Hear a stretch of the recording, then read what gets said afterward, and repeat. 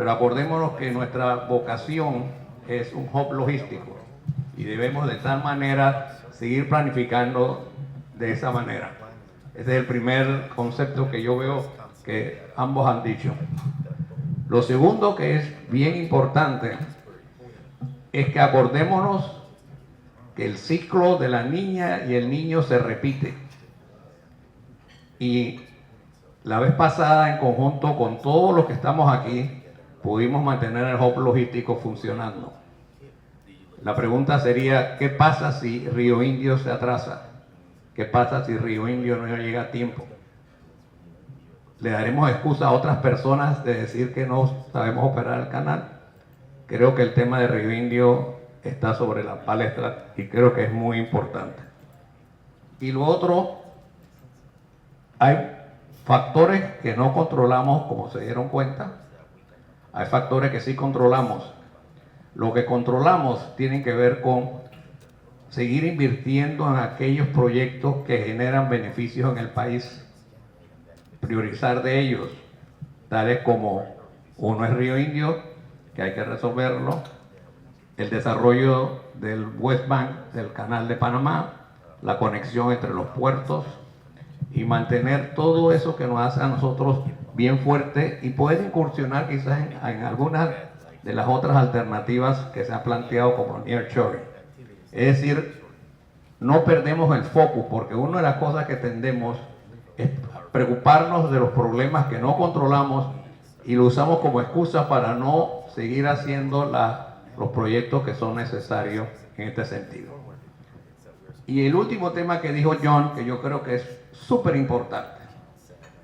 Si ustedes se dan cuenta, ahora en octubre va a comenzar a regir el nuevo shipping fee para los barcos de bandera china o construcción china que lleguen a los puertos de Estados Unidos.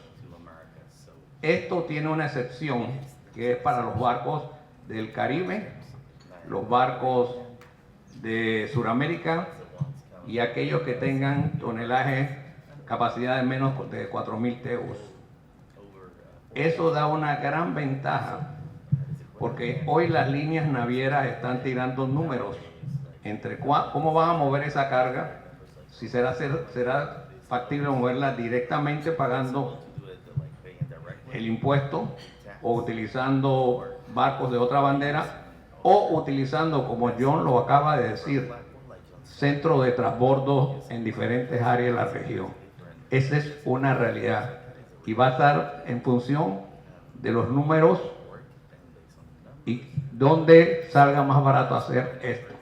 Entonces yo creo que es bien importante que tengamos eso en mentalidad, porque esto nos puede dar una ventaja siempre defendiendo nuestro core business. Así que en función de esas pequeñas aseveraciones, quisiera hacer un par de preguntas a Juan José.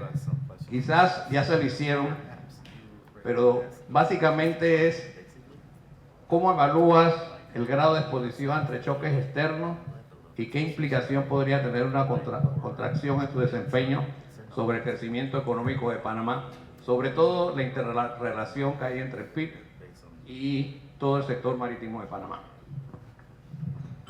Sí, como dije al inicio de mi ponencia, estamos en un momento con un nivel de incertidumbre tan alto que es uno de los peores momentos para ser economista y tratar de hacer proyecciones y decir qué es lo que va a pasar. La bolita de cristal cada vez es menos efectiva.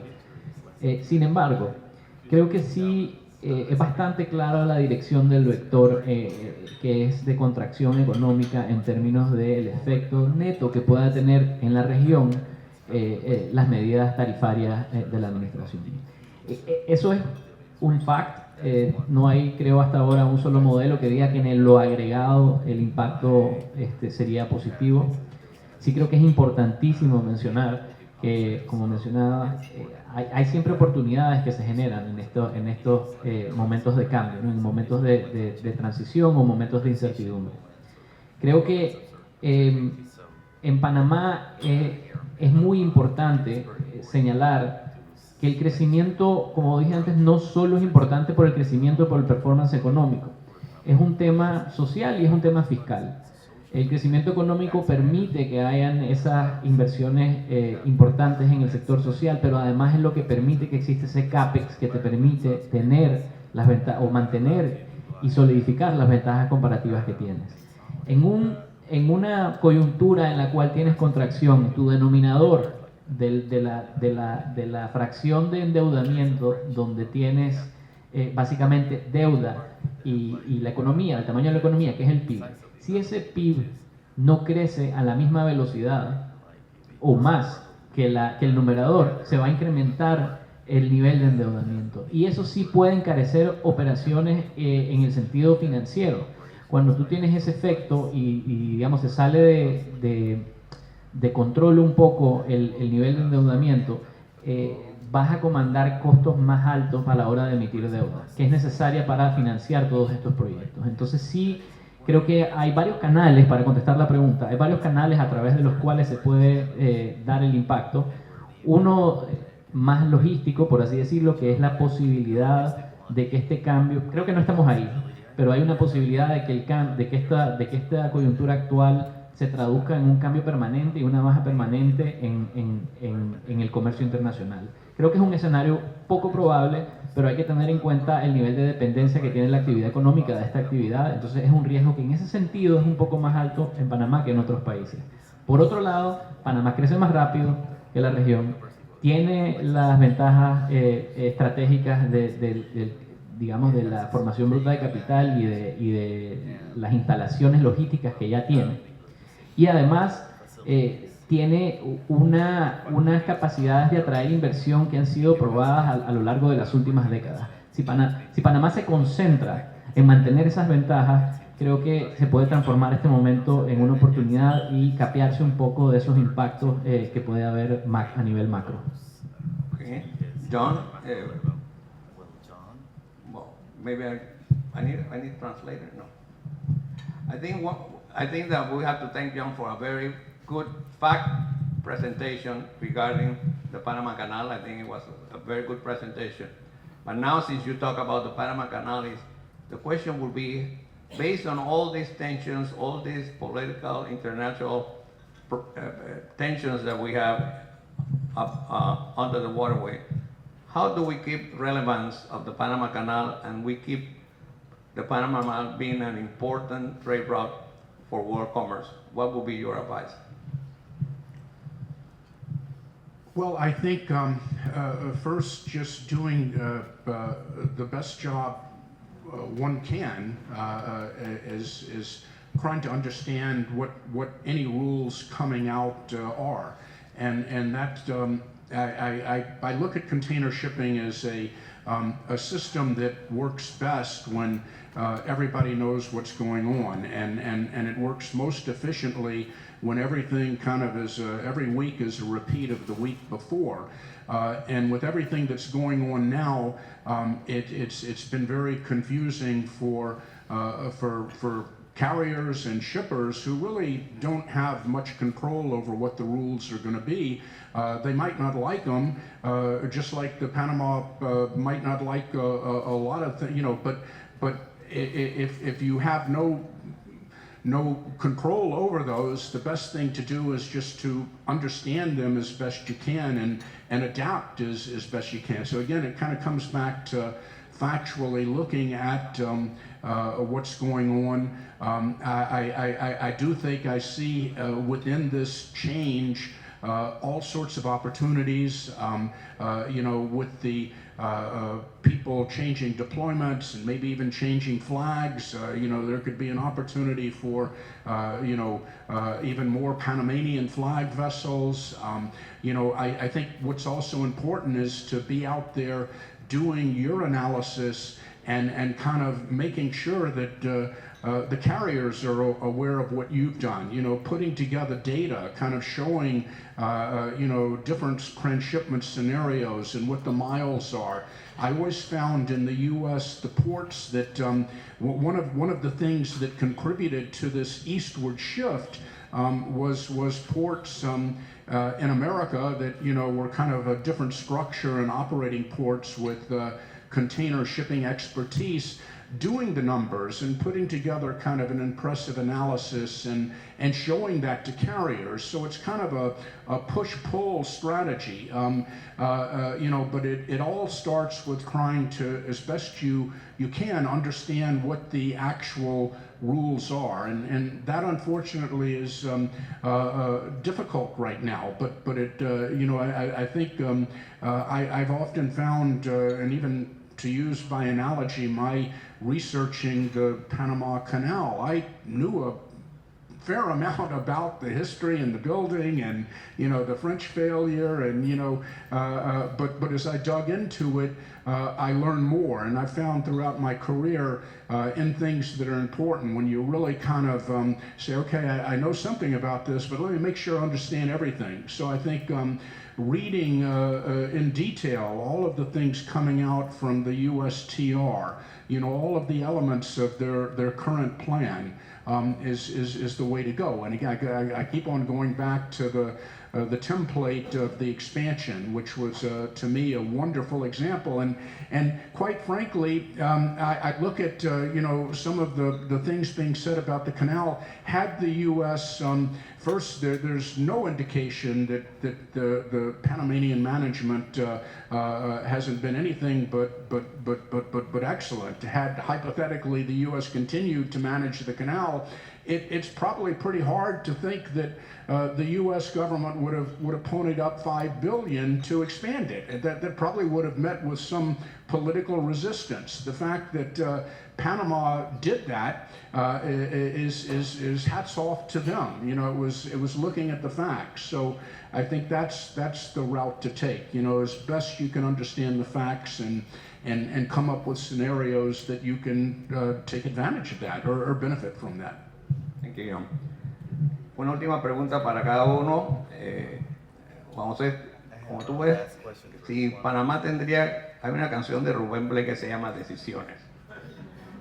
Si tú tuvieras que aconsejar, tomando en cuenta que trabajas para una agencia multilateral, pero ¿qué consejos qué decisiones debería tomar el país para poder mantener esta relevancia en el negocio marítimo? Desde un punto de vista de tu agencia, ¿cómo lo verías? Gracias, esa es una muy buena pregunta y creo que tú la contestaste al inicio en la introducción, pero la voy a tratar de formular de otra forma. Creo que está bien claro que Panamá necesita mantener las ventajas que ha mostrado en las últimas décadas, y para eso necesita una convicción a nivel de política pública, pero también a nivel de nación. No se trata de un gobierno, sino de una nación, es un proyecto nación. Proteger y potenciar las capacidades logísticas del país debería de ser una de las prioridades número uno. En el caso de Panamá, esa prioridad va de la mano con hacer las cosas de forma sostenible, ambientalmente sostenible. Porque lo que decíamos anteriormente, Panamá es agua, Panamá depende del agua, el canal depende del agua, la logística depende del agua, y otro montón de industrias que están conectadas de manera directa o indirecta también dependen de lo mismo. Entonces, yo diría que si hay que tomar una decisión clara y estratégica de largo plazo, y más allá de la cuestión fiscal, que es aburrida, es enfocarse en esas inversiones estratégicas de CAPEX que mantendrán el moat o las ventajas que tiene Panamá ante el resto de países de la región.